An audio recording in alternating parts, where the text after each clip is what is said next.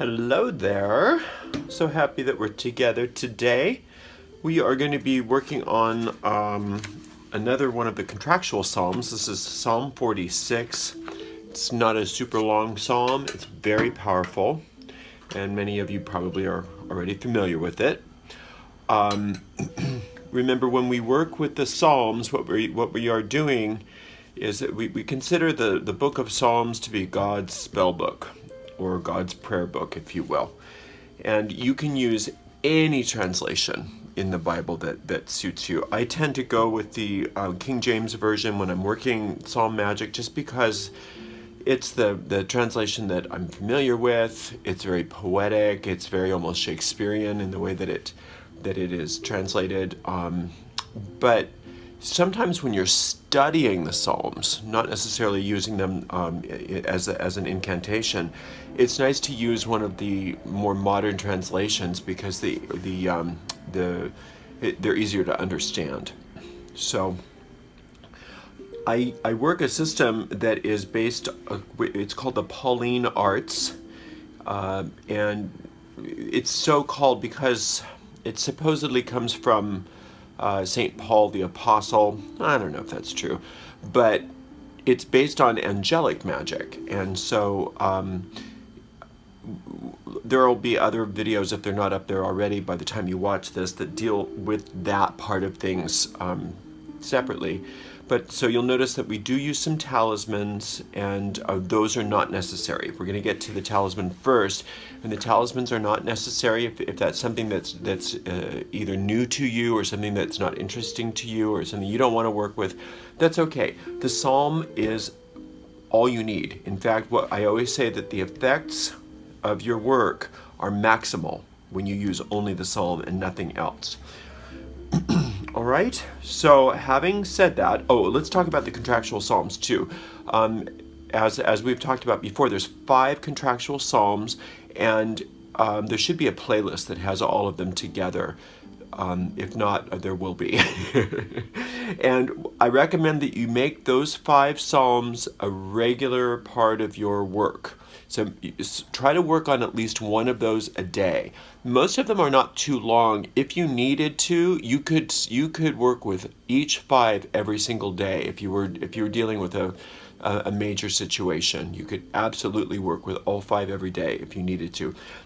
Or you could even work with 3 a day and do 1 in the morning, 1 at noontime, and 1 in the evening if you wanted. Or you could take one psalm and work on it several times a day, or for several days in a row, until you get the result that you're wanting, that you're seeking.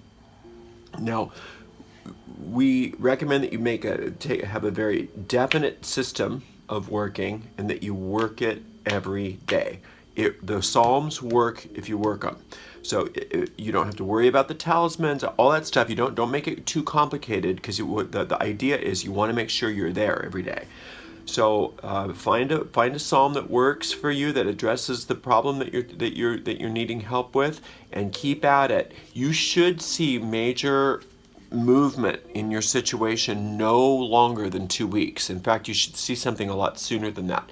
You'll know that it's working because you'll start feeling better. If you're not feeling better, then you either need to just maybe find another psalm, or keep working it. Keep working it, okay? All right, so let's start out with the talisman. You just can use like a jar lid or a glass, unless you're really good at freehand circles. I'm not, and it's okay if it's not perfect. So just make a partial circle. Just leave a little opening in the top. I mean, any size opening is fine. You can see that, yeah. Bigger or smaller is fine. And then write your name. Sign your name, or if you're working on behalf of somebody else, sign their name. And then today, I've been doing it this way. I put all viewers as the name, and that way I'm including everybody. Past, present, and future into this talisman of blessing. And then we're going to take 1, 3, or 5 words that represents the darkness which we are dispelling by the use of this psalm. Now, today happens to be Tuesday, and Tuesday is ruled by Mars and by the archangel Samael. and that's warrior angel. So and 40 this Psalm 46 can be used as victory over situations. So I'm going to use victory as a word. What fun is that? Victory. I'm going to put peace. I always like to put peace or serenity as one of the words. I'm going to use 3 words today. And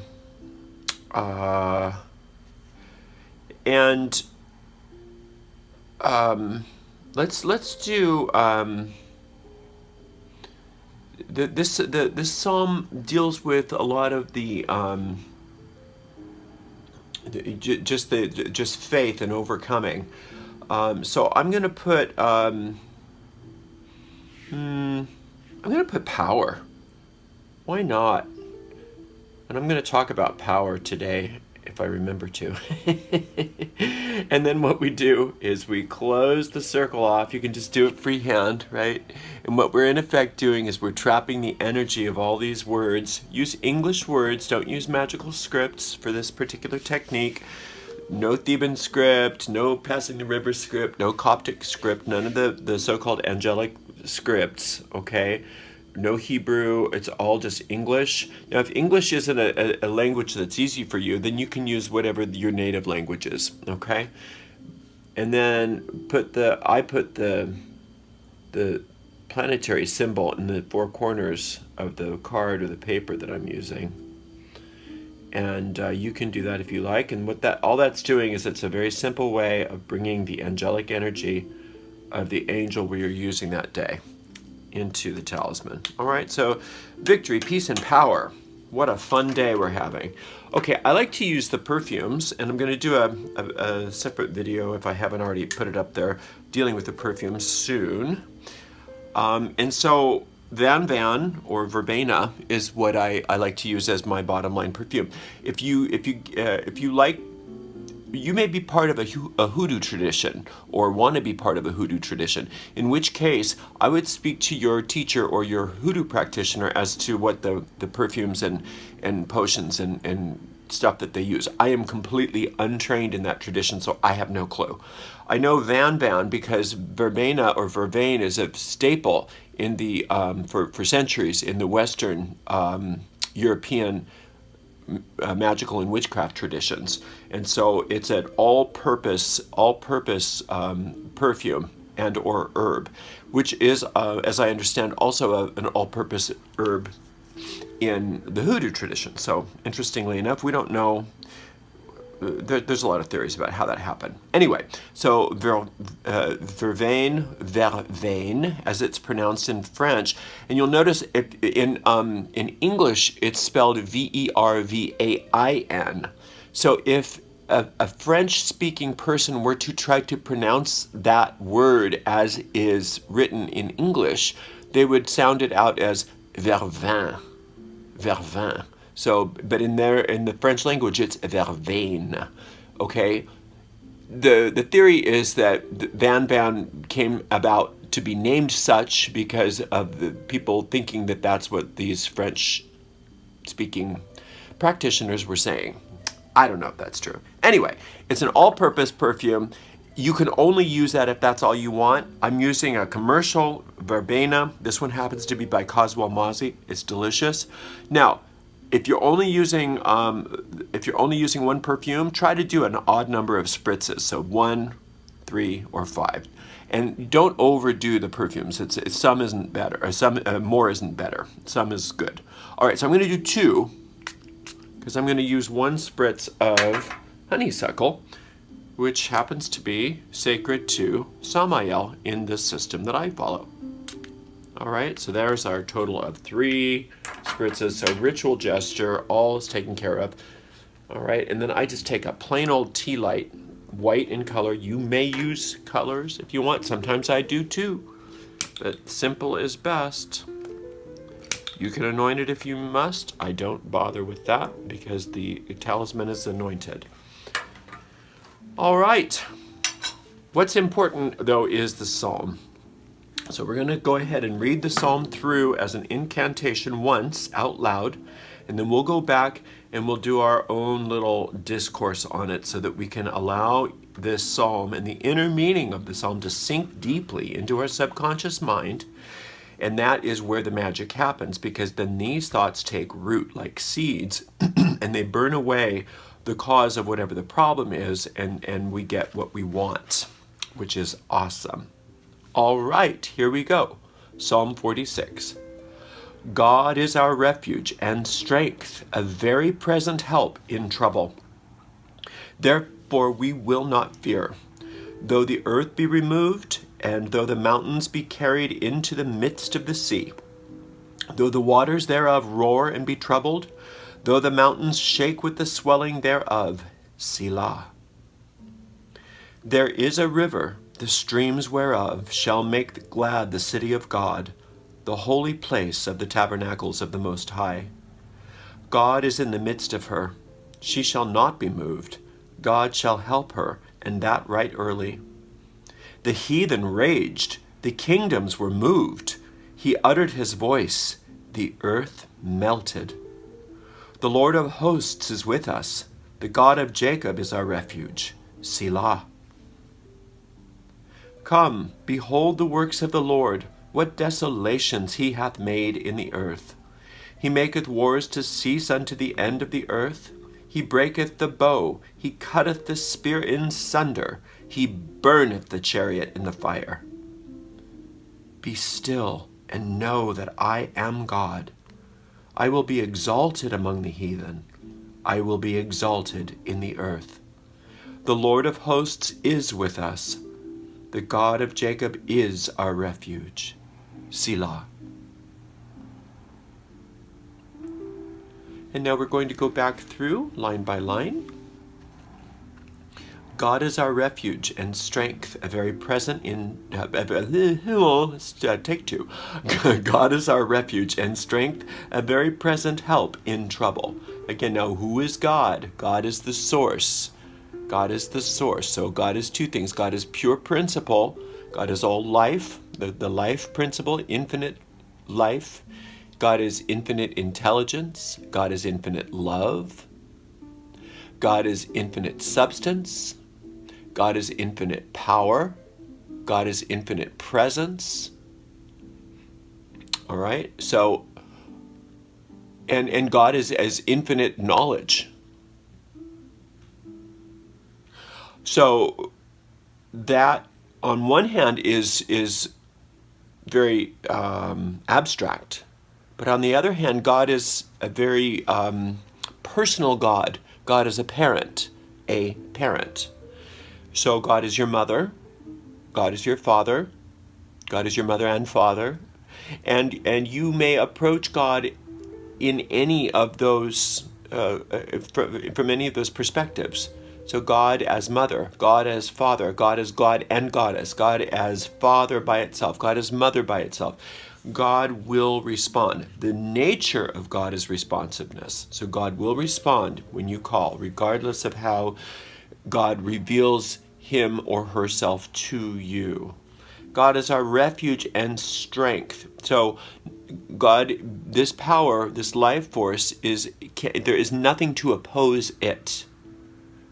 There is nothing to oppose it, because God literally is all that is.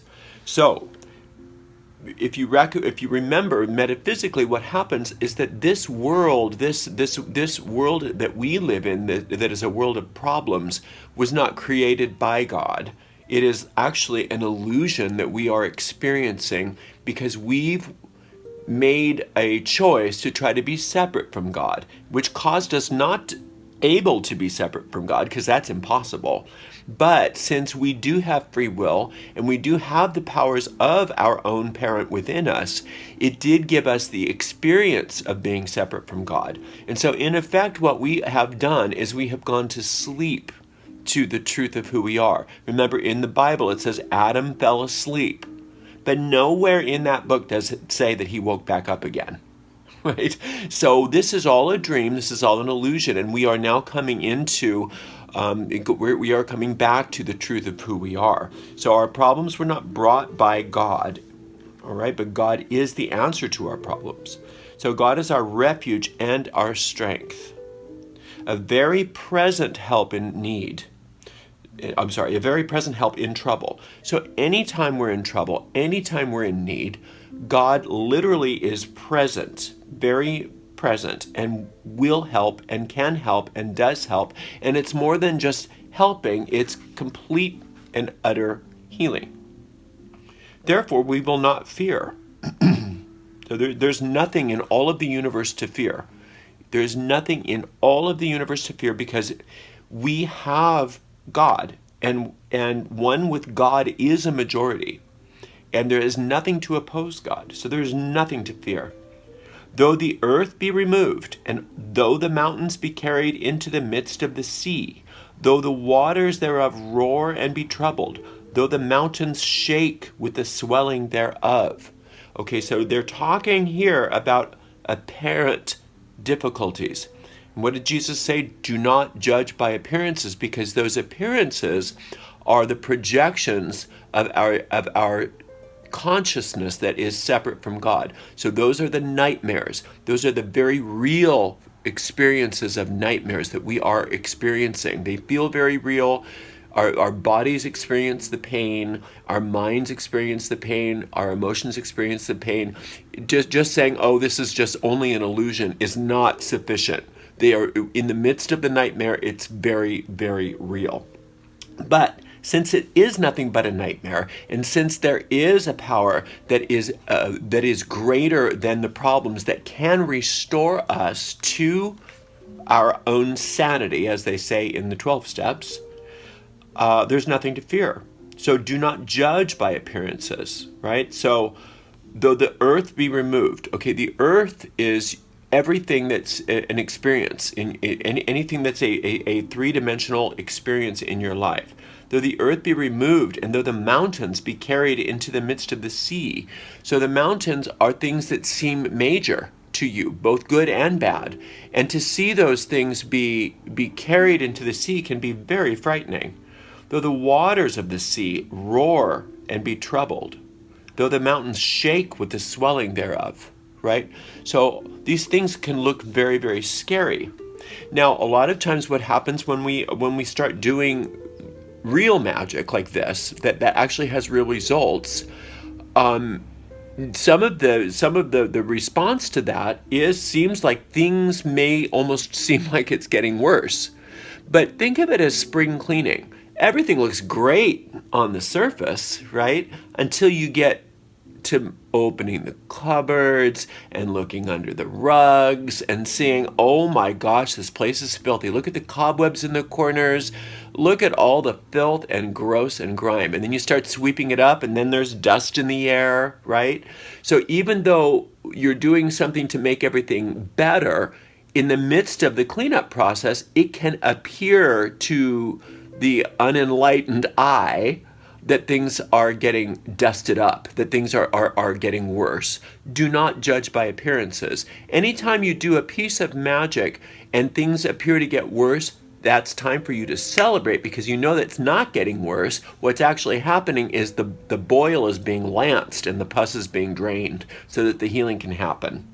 And it's worth, and the more you celebrate and praise that, the faster the healing is completed. All right, so do not judge by appearances, either if there is a problem that needs to be addressed. Don't say, oh, that's too big of a deal, there's nothing that can be done. Well, nothing is impossible to God, right? One dream is not harder to wake up from than another, is basically that. And on the other hand, if when you're doing the work, it seems to make things worse, it's not making things worse, it's making things better. So don't judge. Know that it's all, let the psalm do the work for you. When we say Selah, that means rest. It's almost like saying, I think it's a musical direction in the old psalms, because these were actually songs that were sung. So Selah means rest. And think about this before moving on. Let the seeds be deposited into your deep mind. All right. Then it comes into the next phase of the operation here is There is a river, the streams whereof shall make glad the city of God, the holy place of the tabernacles of the Most High. Now, this is an extremely powerful thing to say. What is a river? A river is a stream of water that is seeking the sea, that is going somewhere. It is going somewhere important. There is a river, and it must move, and that way it doesn't stagnate. And the actual, when a river moves, it actually purifies the water. So there's a river, the streams whereof shall make glad the city of God. Now, what is the city of God? That is you. That is your consciousness. That is the entirety of your consciousness. Mind, body, emotions, temperament, will, all of your affairs, every bit of you is your consciousness. So you are the city of God. The river, the streams whereof that shall make glad the city of God, which is you, the holy place of the tabernacles of the Most High. God is in the midst of her, in the midst of your city, the midst of you. She shall not be moved, meaning you shall not be moved. God shall help her. God shall help you. And that right early. So that means that you don't have to wait. There's no testing. God is not testing you. All right? So if you allow the river to move freely and not stagnate, if you allow that river to move through the city of God, which is the holy place of the tabernacles of the Most High, meaning your superconscious mind, meaning your connection with God, meaning the truth about you, meaning that part of your mind that knows the answer, that knows the solution to whatever problems you are bringing to the Psalms. That's where you're going. And that is what is happening when we allow this river to move freely through us. It's God's river. It's God's river of peace moving through you. And God is in the midst of you. And God is going to help you, and early. And that means now. Okay? The heathen raged. The kingdoms were moved. He uttered his voice. The earth melted. All right. So the heathen is not necessarily, we're not talking about people who identify religiously as heathen. That's not what we're talking about. Okay? This is biblical language. The heathen means the all of those thought forms within you that are stuck in the heaths, that are at the basest level of your consciousness, that have absolutely no enlightenment, that do not understand how things work. All of those spheres, all of those superstitions, all of that nonsense that you have and we all have within us that we've picked up and that are creating havoc in our life. As soon as we start doing the psalm work, the heathen rage because that status quo within you does not like to be messed with. So a lot of times we get more afraid before the fear goes away because the heathen raged. The kingdoms were moved. That means all of that status quo within you, all of those laws and rules within you that are erroneous, that are not true. When you're a little kid, when you're a little child, and let's say you're even if you're in maybe an abusive household, or even if you're not, every child goes through experiences where they are afraid and they don't know what to do. They don't know how to cope. And so a child starts making up little rules, starts making up little laws within itself, starts making up superstitious little laws. And somehow, if they make it through the whatever the turmoil is, they believe that their little laws worked. All right? And so then these laws, we forget what they are as we get older. We forget all the little superstitions that we made up when we were kids. We forget it only with our conscious mind. But those little rules are still active in our deep mind, and they are still wreaking havoc. And that's why there are so many unfounded fears, right? So those are kingdoms. Those kingdoms are moved. The heathen raged, and the kingdoms were moved. He uttered his voice, and the earth melted, meaning all of the circumstances in your life, the earth, all of the three-dimensional circumstances in your life that need to be changed, especially the problems that you are coming to the psalm for, are melted. The earth is melted. Isn't that wonderful? The Lord of hosts is with us. Now that's the Lord of all the armies of angels, right? The Lord of hosts is with us. The God of Jacob is our refuge. Jacob is the part of you that is starting to awaken to the fact that you don't have to put up with this nonsense. You don't have to put up with all the BS inside of you. You don't have to put up with these problems anymore. You don't have to. You are allowed to question every little thing that goes on in this world that is not good for you, because God doesn't want it. The God of Jacob is your refuge from all that stuff. So you are safe. Right now you are safe, but you must claim that safety. You must claim it. It doesn't happen unless you claim it. That's just a law of consciousness. It's the law of the universe that God does not come in unbidden. The angels do not come in to help you unless you invite them. Can you imagine if you were, just in your home, minding your own business, and a whole army came in and said, we're going to fix everything and change everything, and you didn't even ask them to come in?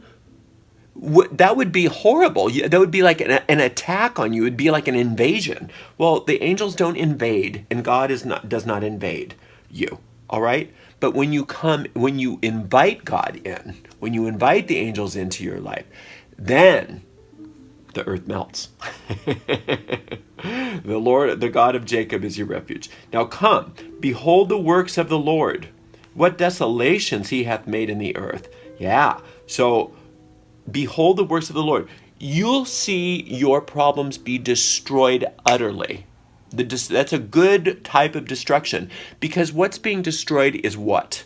Darkness. How does darkness get destroyed? We say it every day, by turning on the light. It's not a big deal. It doesn't take a long time. The only thing that takes a long time is your unwillingness to give up the darkness.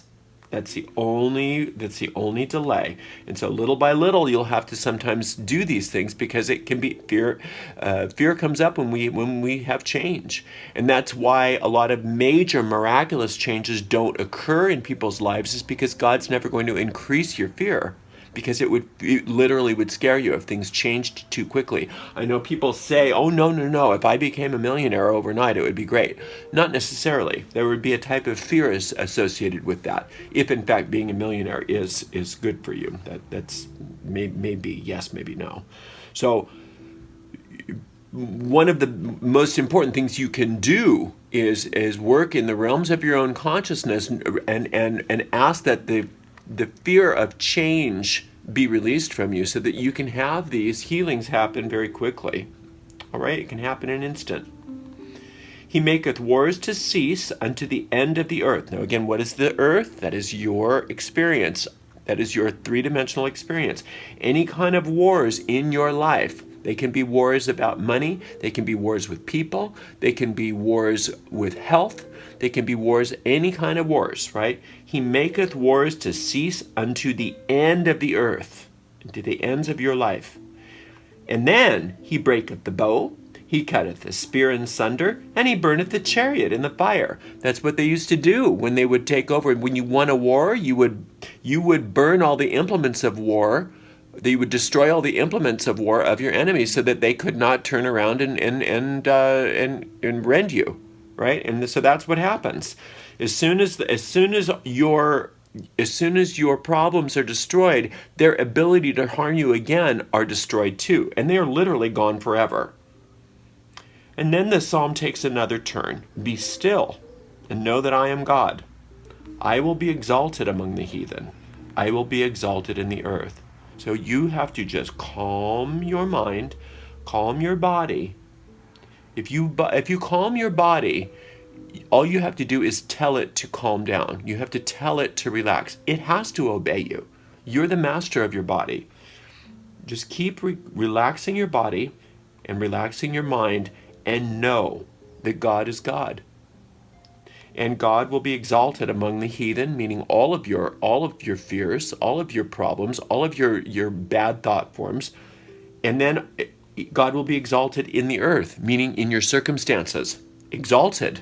That means that everything that you are will start to reflect the way that God created you to be. And God created you perfect. God created you fabulous. God created you wealthy. God created you healthy. God created you wise. God created you perfect, right? And so that perfection will start expressing and reflecting itself until a time comes when we don't need this earth anymore.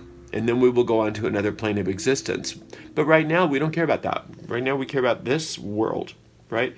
And so as soon as your life is starting to work, you're in a better position to help other people's lives work. The Lord of hosts is with us. So God and all his angels are with us. The God of Jacob is our refuge. The God of you who are now seeking God is your refuge. Nothing to worry about. It's a good day when you read this psalm. And then it ends with Selah. Think on these things. Think on these things is what that means, basically. So, take some time every day, read through that psalm, and remember those truths. Let those truths sink deeply into your mind. We never want to just chatter away at the psalms. You don't just recite the words mindlessly. You do them meditatively, meaningfully. You can get very emotional in your reading of the psalm, but you want to make sure that you understand what you're saying. You want to understand what you're doing when you do magic and why you're doing what you're doing. You don't want empty gestures. You want everything to be very clear. Get a very definite system of working and work it every single day, and you will see wonders happen overnight. I love you very much. I can't wait to talk to you again. Blessed be. Now, just in case you don't know how to do this, this is when you have one of these talisman, you want to keep them lying flat like this, and they broadcast this energy to you constantly. So I would put them away in like a cupboard or a drawer where nobody will see them. You want to keep these things private, and but don't put anything on top of it, right? Because you want this energy broadcast. The energy from these English words, the power of those words are broadcasting, and it'll there's no time limit. It'll keep going as long as you have this going. But you don't want more than 3 of these going at a time, because then the energy seems to get diluted, and that means that it's time to deactivate them. And when you deactivate one of these, what happens is this energy then becomes assimilated into your aura, and it becomes even more permanent. And it's very simple to do that. You just rip it, and then you just take a moment to feel all of that power moving throughout your aura.